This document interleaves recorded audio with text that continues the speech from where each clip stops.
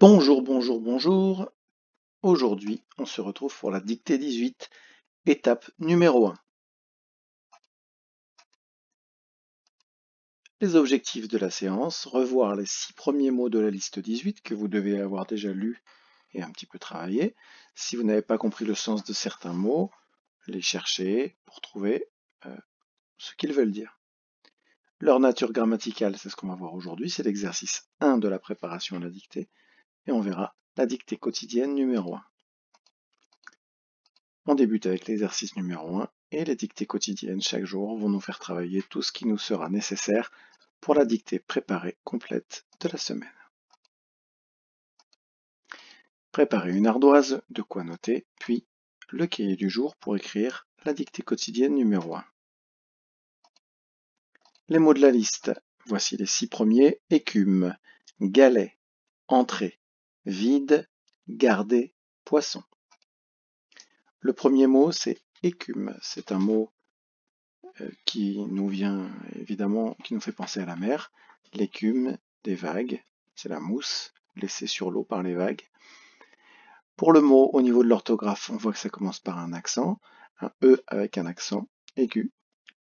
Ensuite, écume, 3 syllabes, CU, puis ME, donc CU pour faire le son Q, et ME pour l'écume.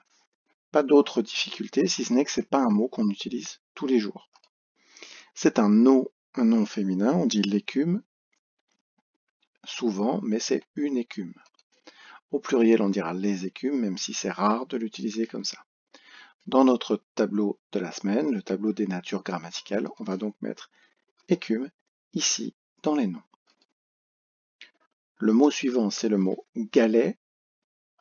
Encore une fois, un mot qui nous fait penser au champ lexical de la mer. Les galets, ce sont les gros cailloux qu'on va trouver au bord de certaines plages, des plages de galets.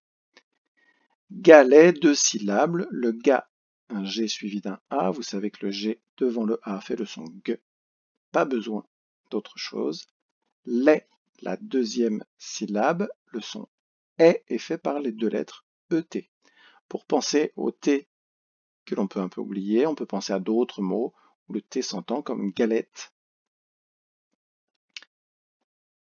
Galet, c'est un nom masculin, on dit un galet, et au pluriel, on dira les galets. On remplit notre tableau.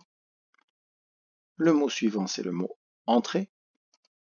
Et on reconnaît tout de suite, avec la terminaison ER, que c'est un verbe du premier groupe. En, EN, tré, TR et la terminaison ER. Comme tous les verbes, ils se conjuguent. J'entre, tu entres, les deux sont au présent. Nous entrions, vous êtes entrés. Cette dernière conjugaison au passé composé nous donne le participe passé entrer et nous fait remarquer que le verbe entrer se conjugue avec l'auxiliaire être. Donc attention, si besoin, le participe passé s'accorde avec le sujet. Ici c'est vous. On imagine que ce sont des femmes ou des filles, vous êtes entrés, et ES. On range entrée dans les verbes. Le mot suivant, c'est le mot vide. Vide, très simple en orthographe, V-I-D-E, vie puis de, aucune difficulté. Et nous allons travailler vide comme un adjectif qualificatif. Il existe aussi en tant que nom le vide, mais nous travaillerons vide. Comment il est vide. Un verre vide, par exemple. On va le décliner, même si ça va très vite. Singulier masculin vide, la version de la liste. Au pluriel, nous rajouterons un S. Il y a déjà un E à la fin de ce mot, donc pas besoin de le transformer au féminin singulier. Et au féminin pluriel, on rajoutera un S. On peut mettre vide dans les adjectifs. Le mot suivant, c'est le mot garder. Très vite, comme tout à l'heure pour rentrer, on voit le ER à la fin qui nous guide vers le fait que ce soit un verbe. C'est une action, l'action de garder. Verbe du premier groupe encore une fois. 2 syllabes, garder. Comme tout à l'heure, ga avec GA, GAR pour faire gare, D. On va conjuguer ce verbe, je garde, E, tu gardes, ES. Il gardait, AIT, c'est de l'imparfait ici, vous avez gardé, le passé composé qui nous donne le participe passé, garder et E accent aigu. Garder, on peut le ranger dans notre tableau, dans les verbes. Le dernier mot pour aujourd'hui, c'est un mot que l'on connaît bien, encore une fois dans le champ lexical de la mer, c'est le mot poisson. Donc, 2 syllabes, poids, première syllabe, P-O-I, son, 2 S, et le son on, O-N. Pourquoi 2 S? Parce que entre le I et le O, si le S avait été tout seul, et vous le savez, ça forme un autre mot qui n'est pas du tout le même, puisque ça devient poison. Donc il faut doubler la consonne, doubler le S entre 2 voyelles pour que l'on entende le son S. C'est un nom masculin, on dit un poisson, le poisson. Au pluriel, on dira les poissons. On peut ranger poisson dans le nom et on remarque, on peut avoir une bonne intuition là sur le fait que cette semaine, on va avoir une dictée qui nous parle de la mer, puisqu'on a eu des mots qui nous amènent très fort à penser au champ lexical de la mer. C'est le moment de préparer vos affaires pour la dictée. Vous avez un petit indice qui s'affiche, bon ben tant pis pour moi, et tant mieux pour vous.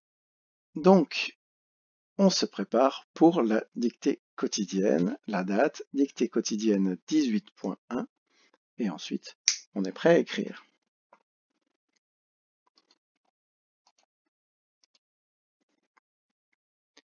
Au milieu des galets, au milieu des galets, et de l'écume, virgule, et de l'écume, virgule, sur les vastes plages, virgule, sur les vastes plages, virgule, on trouvait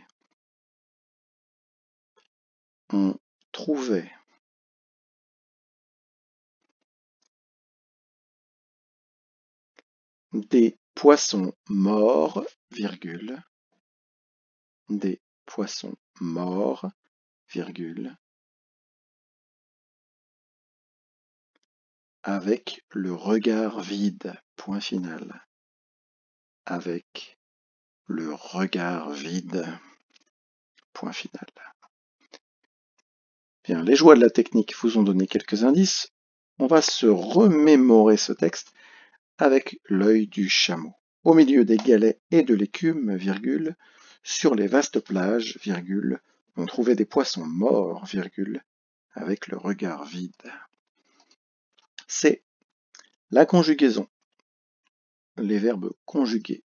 On trouvait, attention à bien écrire on, le pronom, pas se tromper, trouvait la terminaison AIT. Un seul verbe conjugué sur cette phrase. Dans les homophones, bien, il y a le et, c'est le et de et puis, des galets et puis de l'écume, et non pas le verbe être, puisqu'on ne peut pas mettre au passé. Au milieu des galets était de l'écume, ça ne marche pas. On trouvait, attention, devant un verbe, c'est le pronom, ce n'est pas le verbe avoir qu'on repère en transformant au passé lui aussi. On au passé deviendrait avait. Donc là, on ne peut pas remplacer, on ne peut pas dire avait trouvé, c'est donc que c'est bien le pronom. Les accords, et il y en a pas mal. Des galets, plusieurs galets, on accorde. Les vastes plages, donc là on a une chaîne d'accords. Vaste, c'est l'adjectif, s'accorde avec plage. Des poissons morts. Encore une chaîne d'accords ici, au pluriel. Les mots invariables d'aujourd'hui, on a sur, qui est très simple, et avec, que l'on a déjà vu. Orthographe, des mots. Aujourd'hui, que l'on a certainement déjà lu, déjà vu, milieu. Attention, un seul L, et ça termine par EU. Le mot plage, que l'on connaît bien, mort, avec un T muet, on pense à morte. Regard, un regard, le nom regard, avec un D muet, on pense au verbe regarder. Je vous affiche maintenant la correction, les stylos bleus disparaissent de la surface de la Terre, et voici la correction de la dictée. Pensez au stylo vert à réécrire les mots en entier en dessous, sans masquer vos erreurs, ce n'est pas la peine. Je vous dis à très bientôt pour la deuxième étape.